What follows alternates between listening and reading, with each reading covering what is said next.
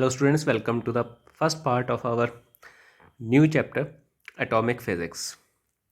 Now we are discussing the famous alpha particle scattering experiment. On the suggestions given by the Rutherford,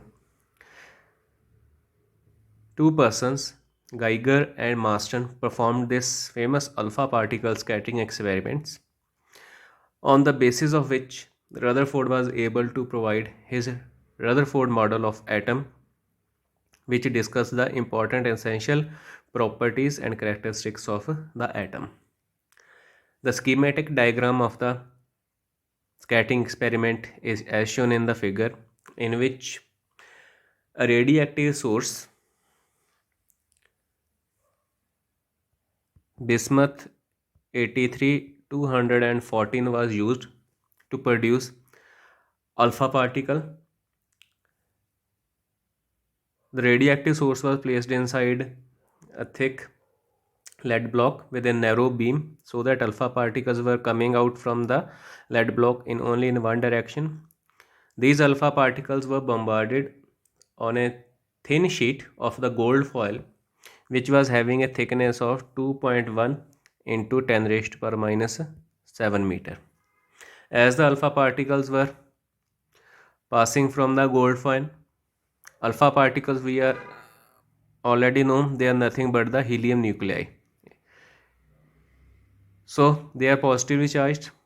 So when these positive charged helium ions or alpha particles, they were passing through the gold foil, they were suffering electrostatic repulsion from the nucleus of the gold atom, and they were getting scattered in the different directions.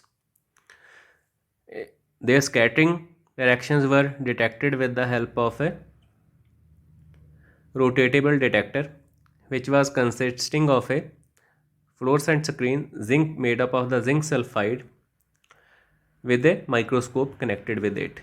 Whenever an alpha particle was striking the zinc sulfide screen, a tiny flash of light, or what we call a scintillation, was produced, which was later detected with the help of the microscope.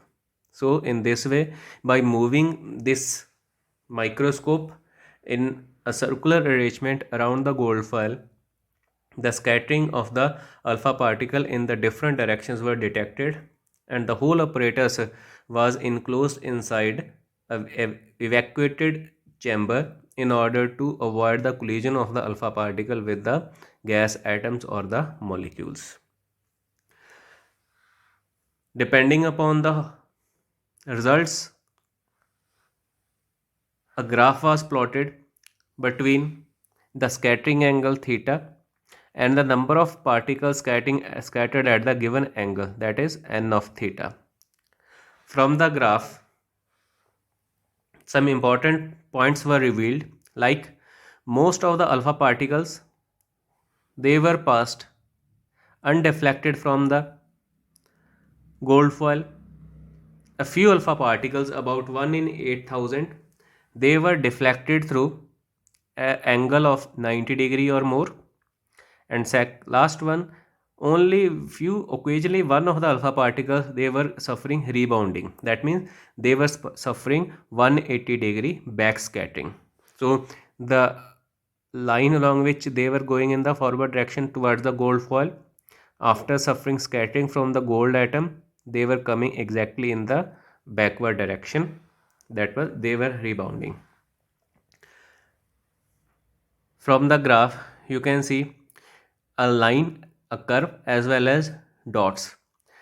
The line shows the theoretical prediction of the number of alpha particles suffering scattering at a given angle, while the dots, they were the points plotted with the help of the experiment. And you can see that both the points as well as the line, they are showing a close approximation with respect to each other, indicating the correctness of the Rutherford's model of atom. Based upon the observations of the scattering experiment, Rutherford was able to make some conclusions, like most of the space within the atom is empty, because of which most of the alpha particles, they were getting passing through the gold foil without suffering any deflection. There were few alpha particles which were suffering large angle scattering. An alpha particle can suffer a large angle scattering only when it is able to suffer a collision from another object or another body whose mass is also comparable with the mass of the alpha particle and also possesses sufficient charge. So in order to explain large angle scattering, Rutherford assumed that this large angle scattering is taking place because most all the positive charge and most of the mass of the gold atom is concentrated at the central core of a nucleus, which he gave the name nucleus. Also concluded that nucleus is surrounded by the electron cloud, which was having a total negative charge which is equal to total positive charge present inside the nucleus, so that as a whole the whole atom is electrically neutral. So based upon these conclusions, he was able to give his Rutherford model of atom, and also using a basic energy conservation principle, he was also able to estimate the approximate size of the nucleus using the idea of the distance of a closest approach. In the figure you can see that alpha particle is shot towards the gold atom, gold nucleus, as it is going towards the gold nucleus. Initially, the alpha particle possesses a high value of the kinetic energy, but as it is approaching more and more towards the positive charged nucleus of the gold atom, due to the electrostatic force of repulsion, its kinetic energy starts getting converted into potential energy. And at a particular distance away from the gold nucleus, the whole of its kinetic energy gets converted into the potential energy, where the alpha particle comes to rest for a very small interval of time, from where the alpha particle suffers rebounding.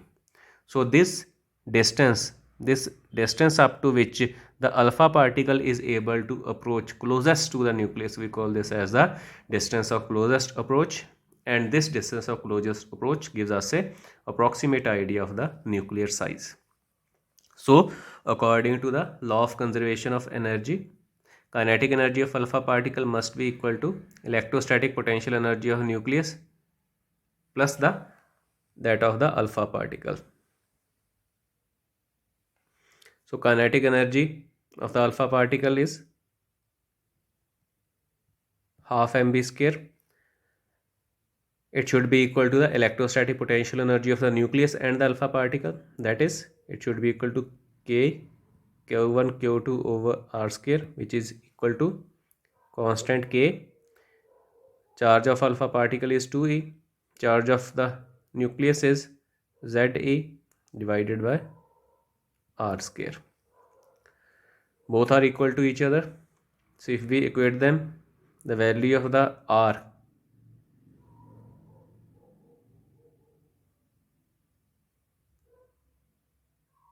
comes out to be equal to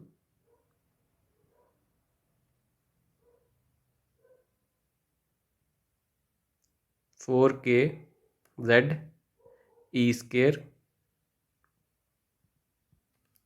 over mv square.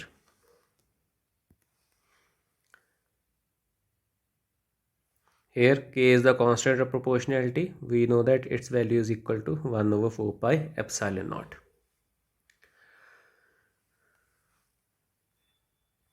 So this distance r, which is 4k Z e square over mv square, we call this as the distance of closest approach. Now in the experiment, the alpha particles used, they were of energy 5.5 million electron volt, and the atomic number for gold is 79. So if we use this value in above equation r, which is equal to 2k Z e square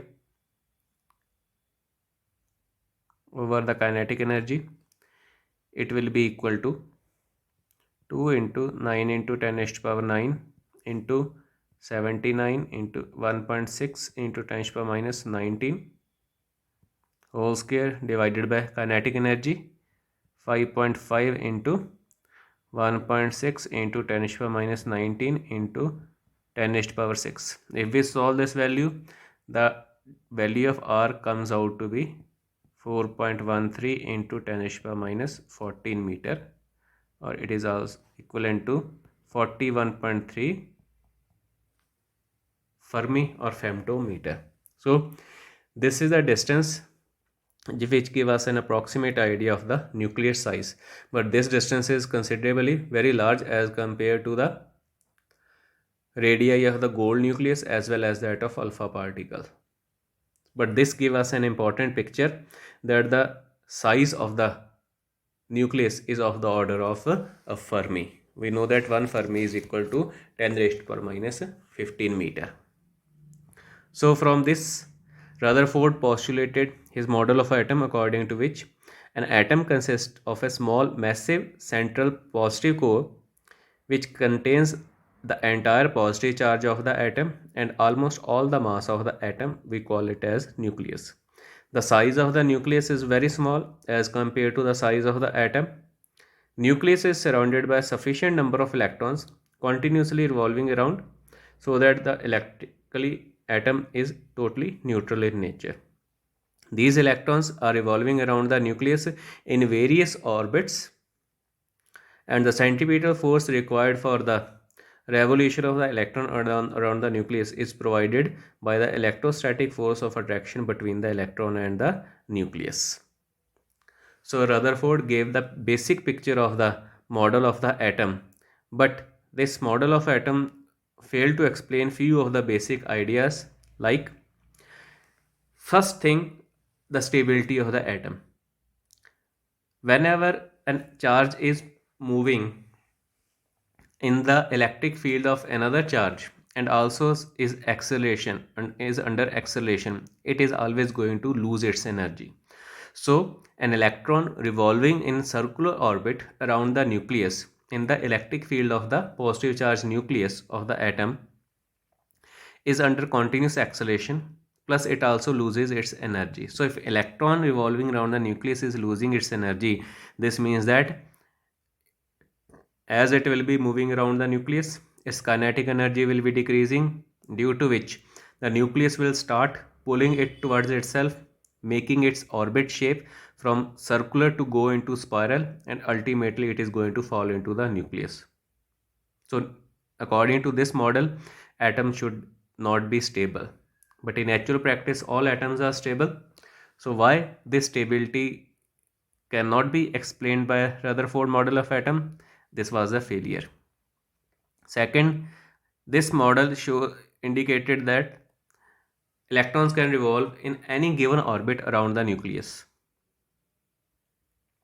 If this is true, if they can revolve in any given orbit around the nucleus, this means that if electrons are making jump and they are moving from any higher orbit to any lower orbit according to their choice, then the spectrum emitted by the atoms, it must be continuous in nature. That means they should emit radiations of all the frequencies ranging from 0 to infinity. But experimentally, the spectrum produced by most of the atom is discrete in nature. That means they emit radiations of only some definite frequencies but not all frequencies.